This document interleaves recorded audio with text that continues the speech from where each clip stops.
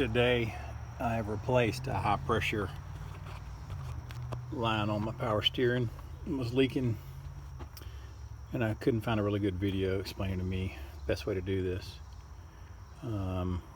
That screwdriver right there is just in reference to the top side of that high pressure hose. It's just pointing at that 18 millimeter. You're going to need to get that off. Underneath is easy. It's a 16 millimeter. So you can see the tools you're going to need are going to be the 10 millimeter to pull your shroud off the top. You have 16 for underneath, 18 for up top. Flathead screwdriver, and so that some people understand, when you take your shroud apart, these clips right here pop up. You just take a flathead, pry it up like this, and those come right out. Otherwise you're going to break them trying to get them out. That'll be helpful for somebody, I'm sure. So what I had to do was take my top shroud half out. That loosens up the bottom half, which doesn't come out easily.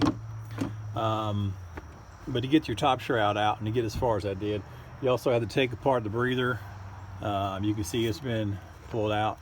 That breather line is all disconnected. So I left this hose hanging. There's no sense in pulling that out, I don't think. But what you need to understand is that to remove that 18 millimeter without any special fancy tools, you got to hold up on this bottom shroud while you put 18 millimeter underneath the shroud and barely move that 18 millimeter right there that the screwdriver is pointing at. Slowly get that off, because that's the hardest part of this. Underneath the car, no sense in showing you a video. It's pretty self-explanatory. But to get to this, I didn't take the fan off. I didn't take any pulleys off. I just lift this shroud on the bottom as high as I can get it without tearing up the cooling fins, because you don't want to do that. Keep that in mind. And then reach in there and loosen that and take it out. And then put everything back in reverse. That's replacing the high pressure power steering hose. Hope this helps somebody for any GM models, 2002, 2006, Suburban, Tahoe, Yukons, 5.3 Vortec V8.